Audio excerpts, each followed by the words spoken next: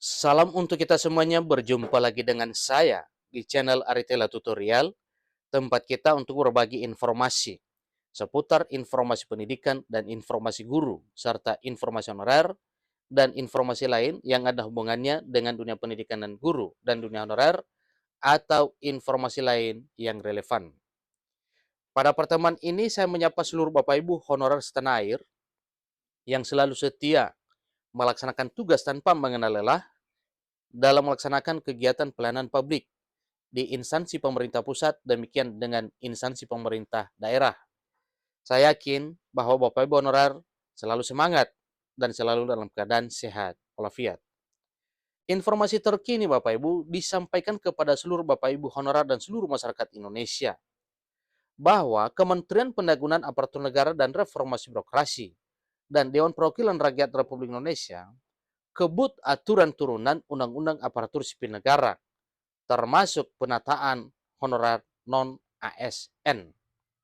Nah, Bapak Ibu, terkait dengan hal ini tentunya kita ingin tahu kira-kira apa dan bagaimana cara Menpan RB bersama dengan DPR RI untuk mengkebut pembuatan aturan dalam arti peraturan pemerintah turunan dari Undang-Undang Aparatur Sipil Negara 2023 yang telah diresmikan dan telah ditandatangani oleh Jokowi sebagai Presiden Republik Indonesia.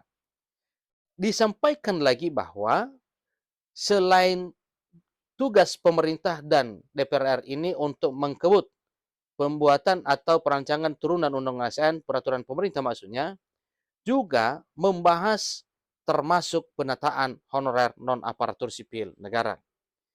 Nah, informasinya Bapak Ibu cukup menarik.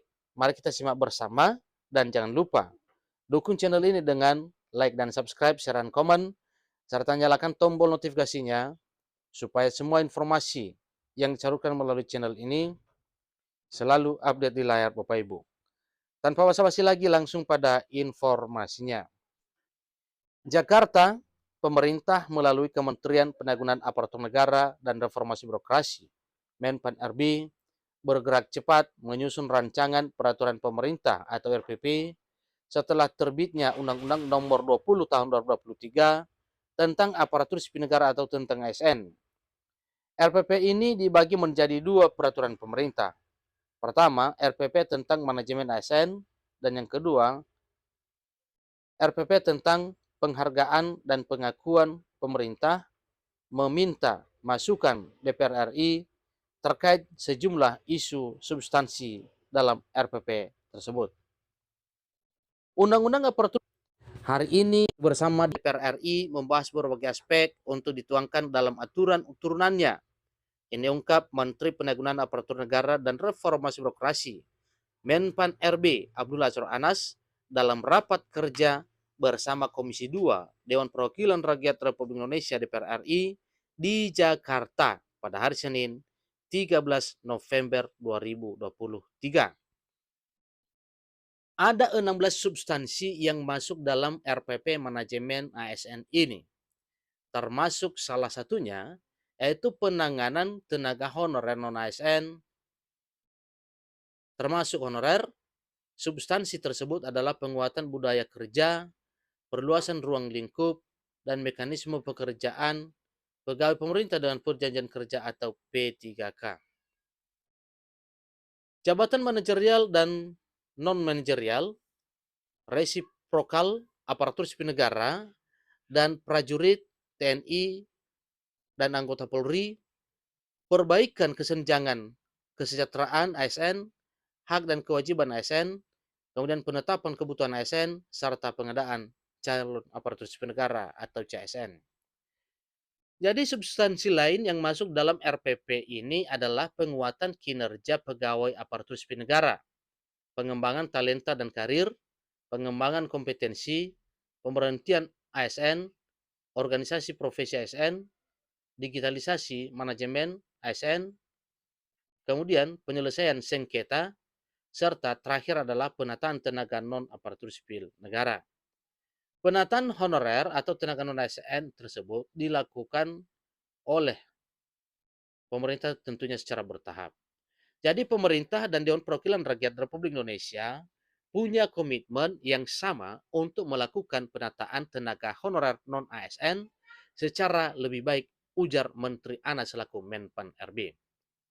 Menteri Anas menegaskan, pemerintah menaruh perhatian khusus terhadap penanganan non-ASN dan telah berkomitmen untuk tidak ada PHK massal. Salah satu komitmen pemerintah untuk menyelesaikan penataan ini adalah terbitnya keputusan pemerintah atau keputusan Menteri Pan RB nomor 648/2023. Itu mengenai mekanisme seleksi P3K jabatan fungsional. Telah disiapkan juga kuota 80% untuk formasi khusus bagi ex-THK2 dan non-ASN yang kelulusannya berdasarkan peringkat terbaik dan kuota 20% bagi formasi umum di masa kelulusannya berdasarkan nilai ambang batas dan peringkat terbaik. Artinya pemerintah menempatkan tenaga honorer non-aparatur sipil negara ini yang telah mengabdi untuk diberi afirmasi. Tentunya ini pemberian afirmasi terlebih dahulu agar masuk ke P3K imbuhnya.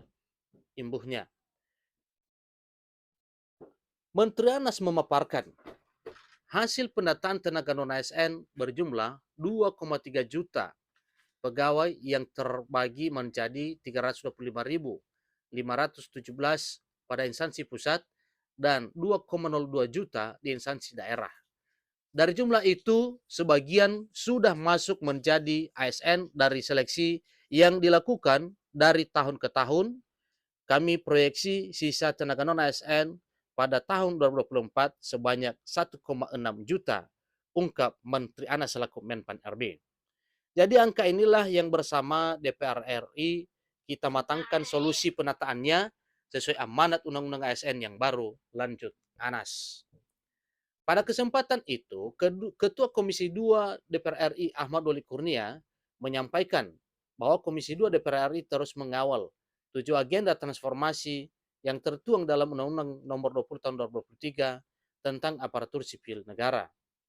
Sementara terkait skenario penataan tenaga non-ASN, Komisi 2 DPR RI mengawal agar Kementerian Pan RB dan BKN memiliki jadwal dan mekanisme penataan yang jelas, serta memberikan berbagai kemudahan yang berpihak pada tenaga honorer, baik dalam melaksanakan atau mekanisme penerimaan P3K penuh waktu maupun paruh waktu. Ini jelas Ahmad Doli Kurnia selaku Ketua Komisi 2 DPR RI.